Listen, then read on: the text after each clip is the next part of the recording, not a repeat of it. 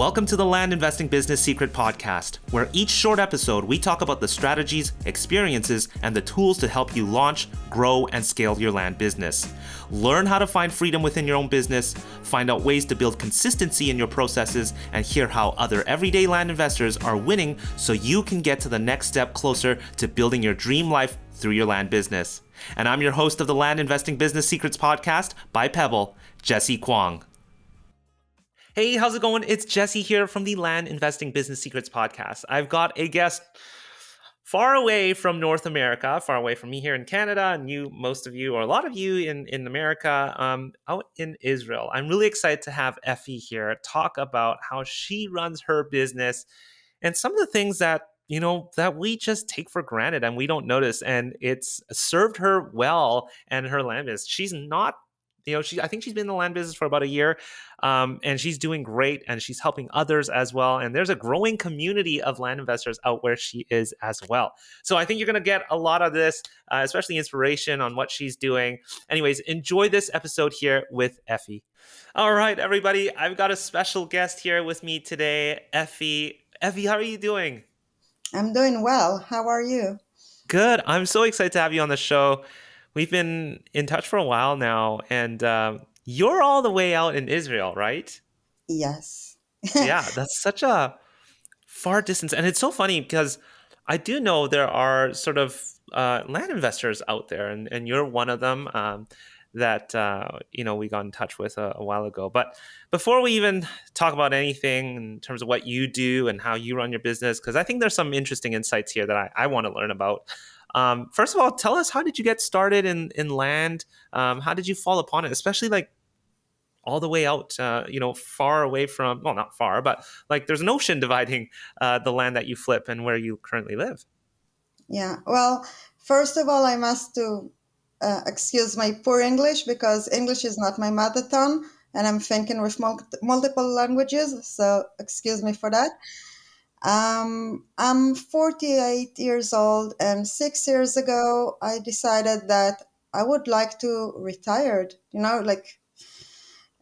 I'm 48, I'm an architect in my professional, and I had my office here in Israel, like a company here or a firm. And I try to look for different fields to work at or to do. And then we had the COVID-19, and in Israel, the situation is always complicated. And luckily, last year around May, I just heard about a course who's teaching how to invest in lands in United States, which is totally new field for me. I never been in the United States. I'm not familiar with the process, with the policy, and it's so different from Israel. And actually, the person who's teaching this course is Israelis, like I am. And I decided to sign up and to study it. And here I am, I think 8 months from now. And so you've been on this journey not too long. So I love that because a lot of people are going to be able to relate that are listening. Maybe they're also starting out. Maybe they're just, brand new, or they're just a few steps behind you, or maybe even a few steps ahead of you. But there's probably a lot of fresh information that I'd love to unpack with you. But before that as well, you ran an architecture company or firm. You had your own sort of business with that. And do you see any sort of similarities with what you used to do and now? And what is that? Actually not. Like now in the course that we run in Israel, I'm a mentor in this course. So I'm, helping the new students. And from now and then they ask me about, do you need to come with a knowledge like my knowledge from as an architect or a real estater? And actually, nothing at all. You can be a barber, you can be you can have your own shop, do whatever you feel like. You don't need any knowledge. Uh, and don't forget that we're talking about different countries with different bureaucracy, with different culture, different behavior. So just to make sense, or just for example, To get a building permission for a house in Israel, it can take you minimum a year, if not 3 years. And then, yeah, so this is the proportion. To buy a property like vacant land in Israel can take like 3 years just to pass through all the regulation and all the bureaucracy. And here we're talking about a business that everyone can do. Like, you don't, yeah, and literally from everywhere in the world. You just need an internet to understand, like to speak English, to understand English, and if not, just use sometimes Google Translate, but be careful, and common sense. I never thought of that. Yeah, right. Um, that's interesting. With the difference in culture and language too. That can sort of be a bit of a barrier. Um, Not a barrier, but just another sort of hurdle. Now, um, you mentioned you met somebody that was running a coaching program out there. So I'm imagining there's a bit of a community, and there seems to be a bit of a community out there in Israel. Correct? Yes, well, we create, well, not me as myself, but the person that I study in at this course, we create a kind of network or a group of all the students who study and work in this field as a land investors.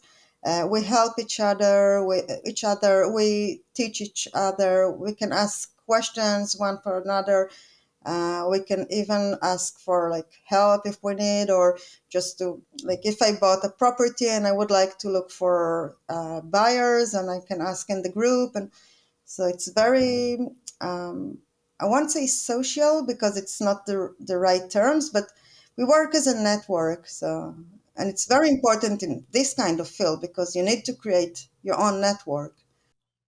That's really cool because you guys have something in common. You guys are all from the same country, speak the same languages, understand the same culture and everything, and that sort of builds a good foundation for you guys already to have a network. And my question to you was, what are some okay, well, two questions. What are some of the challenges that most don't have to experience being in a different country? You already mentioned that there's cultural differences, language differences. I don't know if there's anything else that you might have missed, but also what are some advantages of being outside of America doing this in a totally different culture? So both those, what do you see as disadvantage and an advantage? Because I feel like there are. Well, I don't think about films as a disadvantage. I think that in the terms of, if you get something that, let's say, stop you, you just need to find a way to pass through it or to study from it, to grow from this situation. So it's not a disadvantage. Well, of course, we have the culture gap because Israelis don't think like Americans or Canadians or European. We are very competitive, and we think that this business is very competitive, which is not actually. Like, I don't find it competitive. Um, of course, we have the language barrier that sometimes we don't understand all the terms, like all the meanings, or we need to look for more information. And of course, the time zone, like there is a time distance between Israel and the US, but come on, everything is, we can work with that. It's fine. Like, Yeah. Yeah. Um, Yeah, I like how you phrased it. It's definitely not a disadvantage. It's just sort of things that you have to learn, and everybody sort of has their own challenges they have to kind of go through. But I still think it's great that you guys seem to be like a hotspot. And maybe I'm making an assumption here, but I've talked to a few of the people in your community, and it sort of feels like that. So that's really cool. Now, yes, you have all this sort of time challenge as well, with the time zones. Do you guys typically hire out? Do you guys have people in different time zones working with you, or are you guys mostly, or are you, Effie, running this business just by yourself?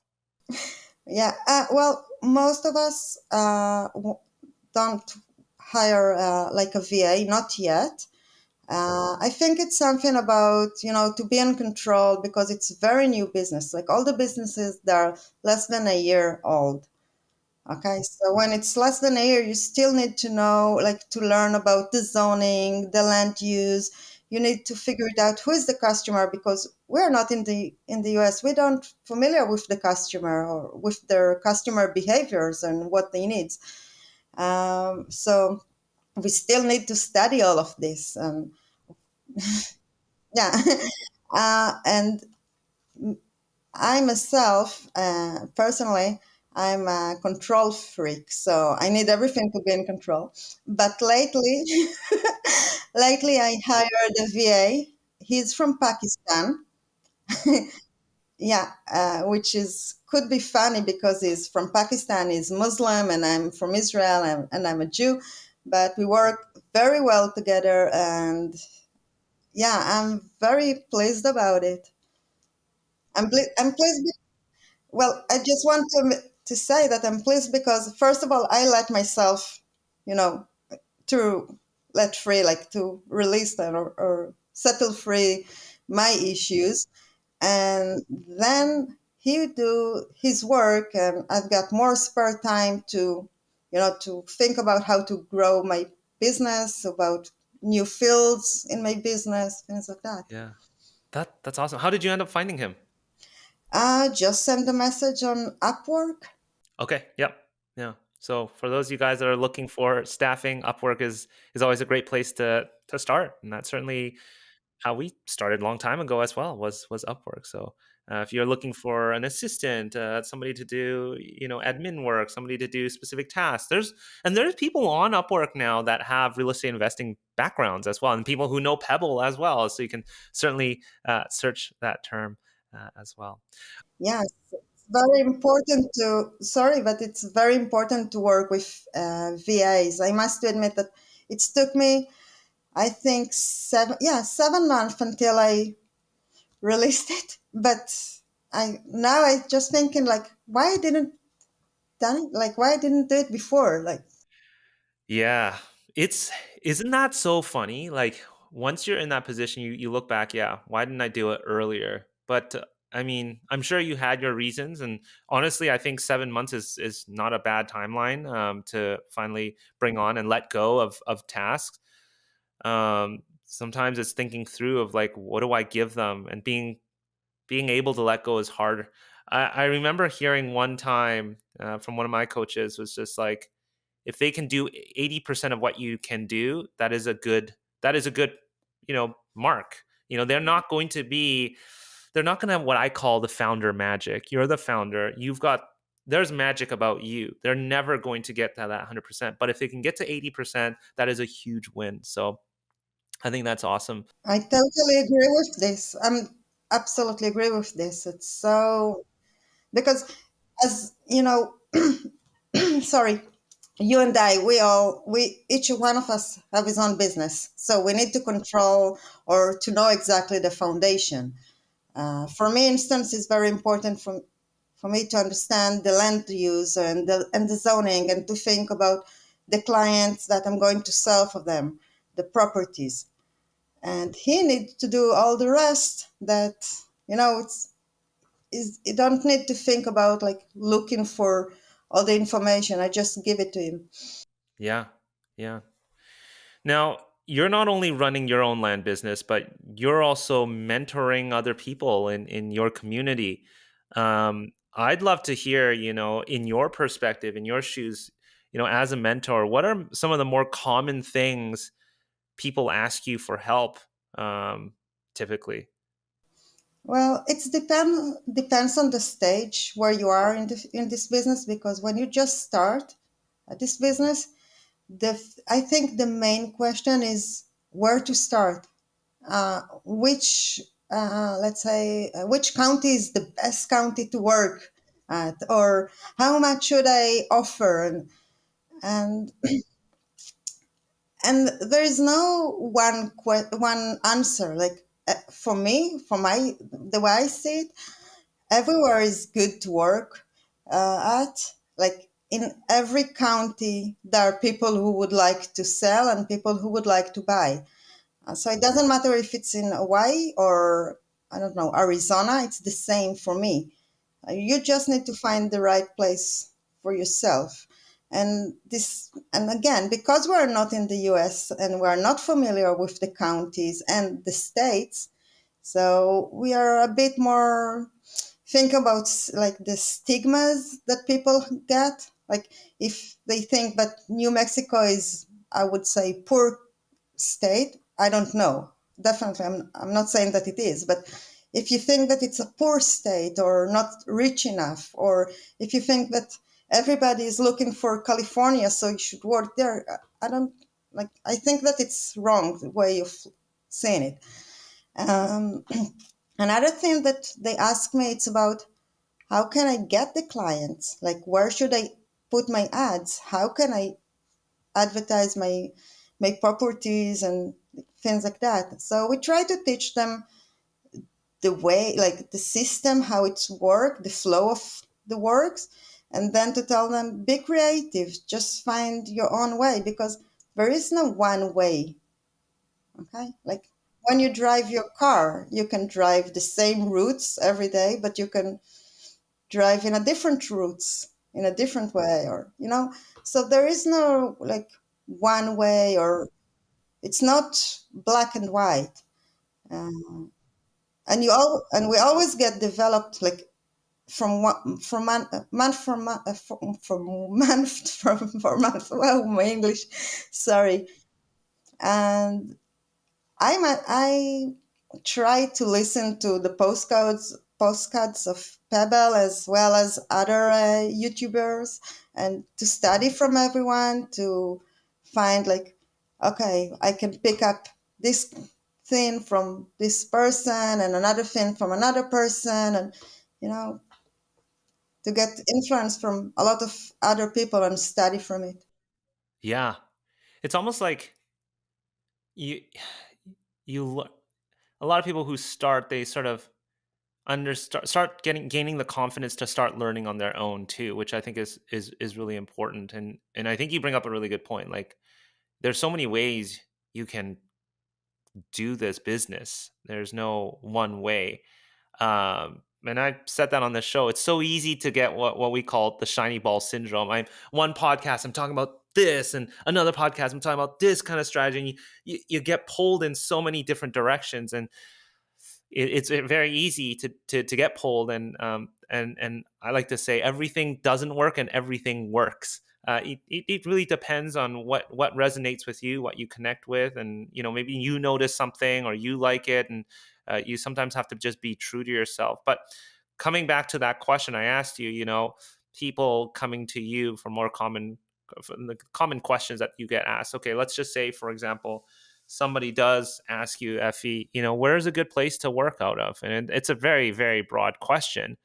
And you say, well, anywhere you'd like. You've got all these counties. And I sort of like roll with that kind of theory as well. I always said, if there's activity in that area, it's probably a good idea. There's movement, there's action there, so it could be a good place to work out of. But do you have any general rule of thumbs to say, like, where do you work out of?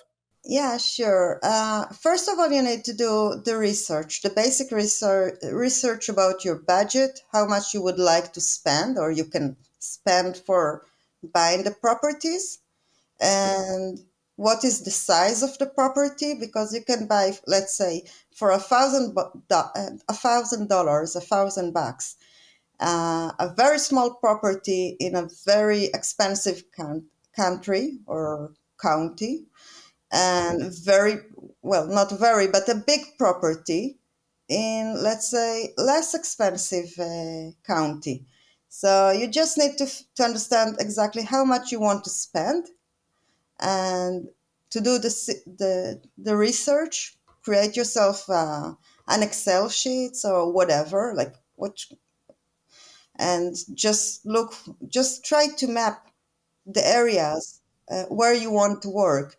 And then um, what I do, I just start to study a bit, like, from above, like an aerial view, learning about the areas itself. And if I see if there's like too many ads or too many people who's working at the same place, I don't work there. I prefer to work in like in a place that are like only like 10, 20, 25 dealers or land investors, not where I can see like 200 ads or something like that.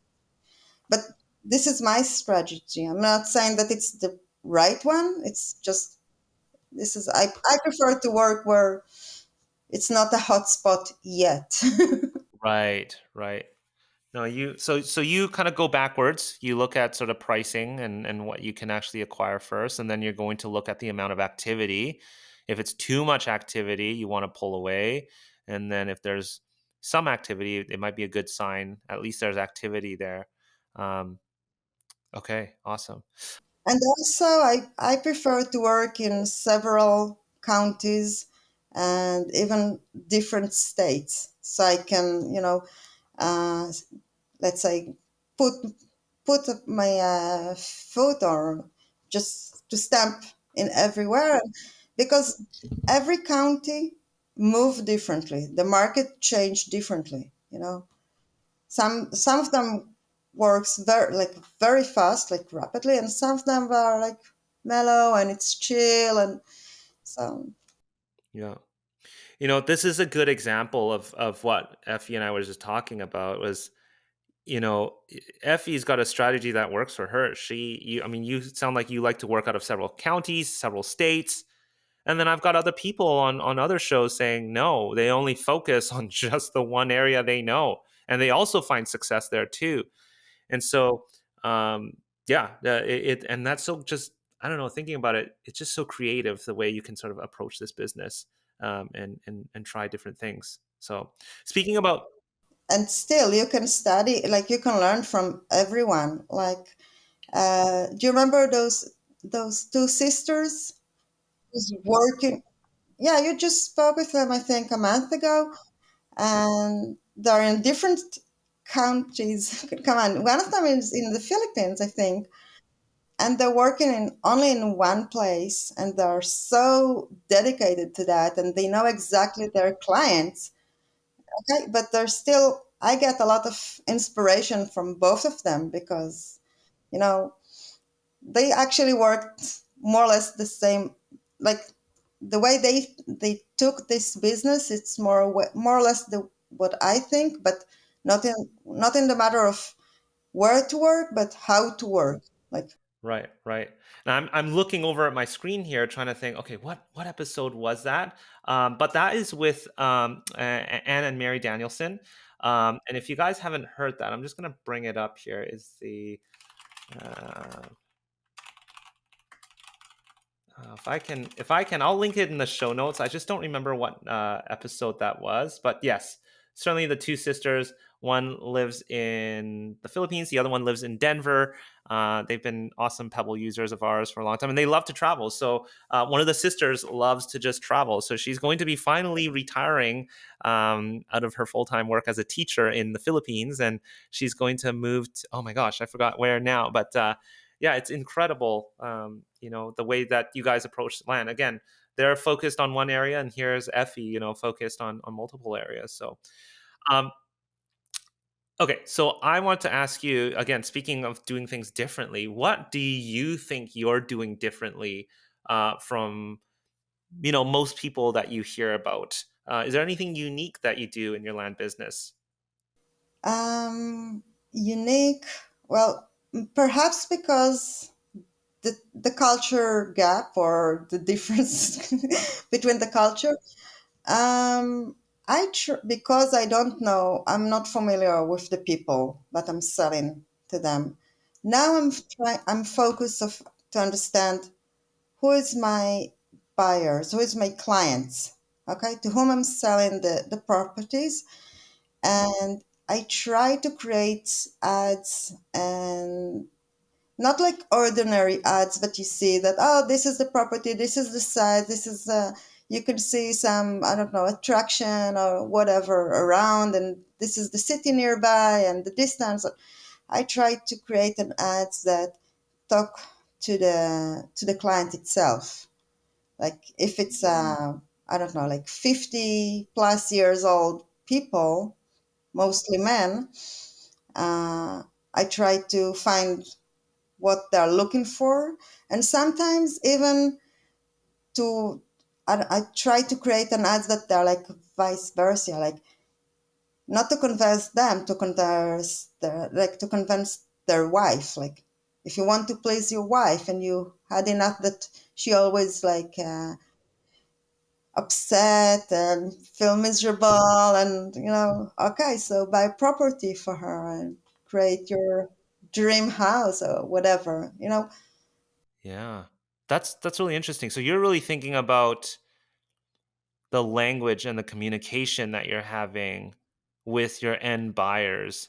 And so like do you know who your buyers are? Like how do you know who they are, and how do you is that in the ads that you're writing that are different for them? Well, when someone approached to me, uh, and I talk with him on the phone, or even if I send him an SMS or an email, I try to ask him question about him, like who are you, like what are you looking for, and I try to read between the lines about his needs, and not only his needs, actually what he doesn't want, like what he's not aiming for, or things that he's never thought that he would like to gain or to have. All right, so as Effie is talking about, finding the right market is important, but after that, it's getting your mailing out like Effie does here. Um, and this is important. Getting started, getting your marketing out, because nothing happens until you get your marketing out there. I've helped Effie for a while now inside of Pebble, and that's exactly what we do here. We make it easy for you to streamline your entire land investing business, from tracking your marketing to getting out things like mailing, to calling, to texting, to following up, to tracking the property record. And this is the big thing about Pebble is, unlike any other CRM there, Pebble is property focused. Unlike most CRMs, it is contact focused. And if you look at the sort of deal life cycle, we are buying that land. And once we've bought it or once we acquired it, we don't care about that contact. We can now project manage on that property and then offload that property. That's how the cycle works. And everything inside of Pebble is tracked against the property to keep everything nice and simple. You can do your due diligence within Pebble. I mean, you can literally open up a map, look at owner information, flood zones, wetlands, elevations, road access, measure the property, subdivide the property. That's all built into the platform. Having a cloud drive where all your data about that or documents associated with that property lives inside of that property record. Custom fields, contracts, deeds, it all lives there. Getting those out, getting those documents out with a single click, maybe even neighbor letters, sending 100 neighbor letters. We got time before on the Wholesaling Inc. podcast, 25 seconds to get out 100 neighbor letters to let them know that you've got a property that you're selling or that you want to buy property that is more similar to the one of their neighbor. So anyways, if you're interested in learning more about Pebble and how we're helping others and empowering other land investors to simplify so they can actually grow the business, head over to pebblerei.com and book a demo with us. Anyways, enjoy the rest of this episode here with Effie. Yeah. Yeah.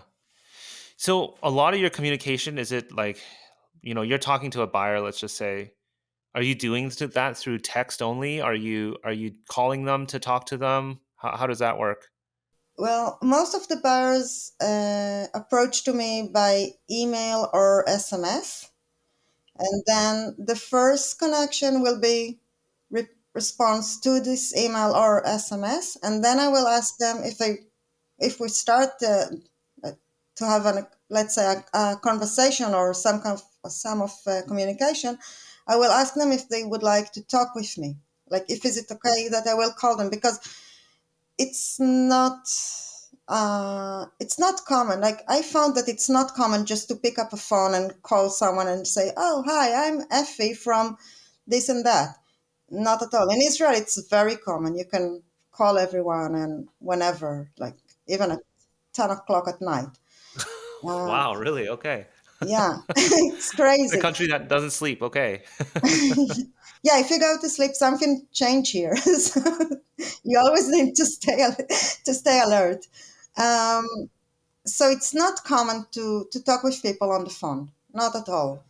So I try to understand from the messages, from the emails, and if I can talk with them, that will be brilliant because then I can actually break the ice. Yeah. Yeah. And so you actually prefer to talk to them voice to voice versus texting. It's so funny. You're absolutely right. And in sort of this Western culture here, people, I'm like you. I prefer to just talk over voice. Nowadays, I'll send voice messages. It's better than I feel it's better than texting or video messages. You can convey a lot more nuanced, feeling and whatnot through that. So that's really interesting to hear. So you're finding a lot of people in the West here typically would prefer to text or email, which is yeah. I guess you're sort of right on that. I think I didn't even realize that. Um, And don't forget that my my English is not perfect. It's not my mother tongue. So I'm making like funny mistakes or not so funny mistakes. But yeah, but I found it actually that's the thing that will break the ice. That's the thing that will close the deal. yeah. Wow. There's sort of a level of like genuineness to that, or almost there's some almost like it's endearing to hear that it's not your first language. And I wonder, yeah, I'm sure that sort of plays as an almost an advantage for you. Um, so that's super interesting. Things that we just wouldn't realize unless we're from again a different country with different language, different culture. So that's really cool. But language is not a barrier, you know, it's not it's just at all. I can tell you that one of the first properties that I bought, it was from a couple, a Japanese American Japanese couple, 90 plus years old, living in Hawaii, which is 12 hours different, like distance between Israel. Okay. Which is great for me, really. Like for me, it was wonderful. Um, And quite soon I understand that they're Japanese because of their last name. And of course, everything was with SMS and emails. So I sent them something in Japanese. I just wrote it in Japanese with thanks God for Google Translate and EI. And then that's the thing that actually closed the deal because I approached them with their language. Okay. Said to them, like, I think good morning and something like that, or I wish you a nice day. And this is it. Because before that, they were very suspicious because they don't know me. I'm not in Hawaii. And, you know, I just sent them a letter and they respond. And Yeah. I know. I think that's just so cool. You being true to yourself, and it highlights a lot that I think a lot of people might just overlook. Some of these common courtesy. I wouldn't say common courtesy, just a cultural different thing that you notice and you pick up on because of the differences that you sort of make sure you include in your communication. I think is really powerful. Okay, Effie, I want to talk about here. Maybe walk us through a deal, a recent deal. You don't need to tell us too much details here, but how did you end up coming across that property? What sort of marketing strategy you took, and what was that property like? Was there any challenges and lessons from that? Can you walk us through maybe even high level of an interesting deal that you recently done? yeah, well, first of all, the properties that I'm looking for to buy, uh, they're near residential properties, like near to properties that there is a house there or several houses, because I found that a lot of people would like to know that they have neighbors nearby, but not really like next to the next door. And also it will be easier for them to put all the septics, electricity, water supply, whatever. Okay, and come on, most of the people that I sell them, they're retired, like they're thinking about retirement, so like they are 50 plus years old or 60 plus years old. Okay, so they need neighbors if something happened. Um, the last property that I sell, it was 4 days sales. Like this guy is 58 years old in North Idaho. Okay. And he was looking for a property in Colorado for his retirement because he hate the climate in North Idaho. And they just want to live kind of off the grid way of living, but not really off the grid. Still need internet and electricity and everything. And they look for a property where you can grow up his groceries, like to have a small garden, to have a few chickens, I don't know, something like that. And in 4 days, this is it. Wow. So you already had the property, but this is what the buyer was looking for ultimately. Yeah. But I aim when I buy properties, doesn't matter in which county or state, I aim to find those kind of properties. So you're talking about property where you can live on, you can, again, not too close to neighbors, but you do have neighbors in the area. So you're very specific with the kind of properties you're acquiring then. I don't mind about the size of the property because it could change between one county to another, but I need neighbors nearby, but not, on the back of your shoulder. Come on, if something happened, let's say that I'm not talking about heart attack, but something happened and you need an assistant, you need a neighbor nearby. Can I ask you, where did you end up marketing the property that he ended up finding you? Where I market almost everywhere. Like I'm working very hard in Facebook. In I Facebook actually group, buy and sell groups, or marketplace? not marketplace, but groups, different kind of groups. Actually, social media. Yeah, I'm working very hard on social media and also in websites like land.com or land search, things like that. Yeah. Okay. Speaking of social media, um, if somebody wanted to find you and understand what you're doing, maybe they want to, I don't know, interact with you, maybe joint venture with you. Where are you living in terms of social media? Mainly in Facebook, but because my Facebook is so old, I can't I can't change my Hebrew name to English. I don't know, something with Mark Zuckerberg. I don't know what's happened there.